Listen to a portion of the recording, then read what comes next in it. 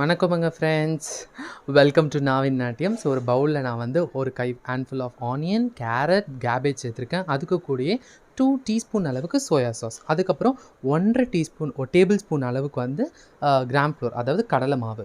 அதுக்கு கூட ஒரு 2 டீஸ்பூன் பெப்பர், 1 டீஸ்பூன் உப்பு. அதாவது ரொம்ப கம்மியாக சேர்த்துக்கோங்க, ஏன்னா சோயா சாஸில் உப்பு இருக்கும்.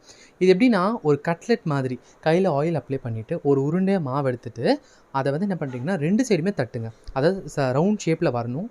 அந்த கட்லெட்டோட ஷேப் வந்து தடியாக இருக்கக்கூடாது, ஏன்னா குக்காக தான் ஆயிலில் டீப் ஃப்ரை பண்ணலை, லைட்டாக ஜஸ்ட் அப்படியே மேலே வச்சு எடுக்கிறேன். ஸோ நீங்கள் லைட்டாக பண்ணுங்கள். உடனே ரொம்ப வந்து மீடியமில் தான் இருக்கணும், ஏன்னா அது உடனே ப்ரௌன் ஆகிற மாதிரி அரைஞ்சிடும், ஆனால் உள்ளே வேகாது.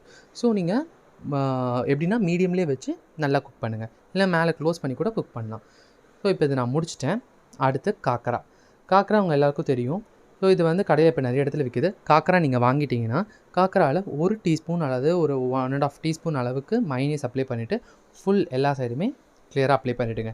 ஸோ மைனீஸ் அப்ளை பண்ண பிறகு என்ன பண்ணுறீங்கன்னா, நான் வந்து மைனீஸ்லேயே இந்த கார்லிக் எடுத்திருக்கேன். ஸோ அது வந்து இன்னும் கூட டேஸ்ட்டை வந்து நல்லா தரும்.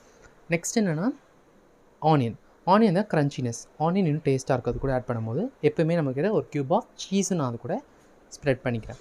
ஸோ சீஸ் முடித்த பிறகு அந்த கட்லெட்டை வந்து நான் ஃபுல்லாக உடச்சி ஃபுல் இடத்துலையும் வச்சுட்டேன். அதுக்கு பிறகு இன்னொரு காக்கராவை எடுத்து மேலே க்ளோஸ் பண்ணிட்டேன். இப்போ நான் எதுக்கு இதை வந்து திரும்பியும் பேனில் வைக்க போகிறேன்னா, உள்ளே இருக்க சீஸ் மெல்ட் ஆகிறதுக்கு. ஸோ அது மெல்ட் ஆகி அந்த கட்லெட்டோட சேரும்போது இன்னும் டேஸ்ட்டாக இருக்கும். இந்த கட்லெட் வந்து ரொம்ப ஈஸி ரெசிபி தான். இது நீங்கள் சின்ன பசங்க யாருக்கு வேணால் கொடுக்கலாம். இது யார் வேணாலும் செய்யலாம், ஈஸியாக கடை முடிஞ்சிடும். நீங்கள் பார்த்தீங்கன்னா இப்போ இது உள்ளே இருக்க சீஸ் குக் ஆகிட்ருக்கும். இது ரொம்ப வெயிட் ரொம்ப கம்மி. நீங்கள் என்ன பண்ணுறீங்கன்னா, உடனே திருப்பும் போது உடைய ட்ரை பண்ணணும். பொறுமையாக திருப்பி பொறுமையாக பண்ணுங்கள். ஆகிடுச்சுன்னா இப்போது க்ளோஸ் பண்ணி மூடிங்க. ஏன்னா நான் ஏன் க்ளோஸ் பண்ணுறேன்னா, உள்ள இருக்க சீஸ் அந்த ஹீட்லேயே வந்து மெல்ட் ஆகும் சீக்கிரமாக. நீங்கள் ரொம்ப மீடியம் ஃப்ளேம் வச்சு தான் இதை குக் பண்ணணும், ரொம்ப ஹையில் வைக்காதீங்க. ஏன்னா காக்கரா அப்படியே சாப்பிடக்கூடியது, குக் பண்ண தேவையில்லை. ஸோ நான் சீஸ்க்காக தான் இதை வைக்கிறேன். ஸோ இப்போ நம்ம ரெடி பண்ணியாச்சு, டேஸ்ட் பண்ணி பார்த்துடலாம்.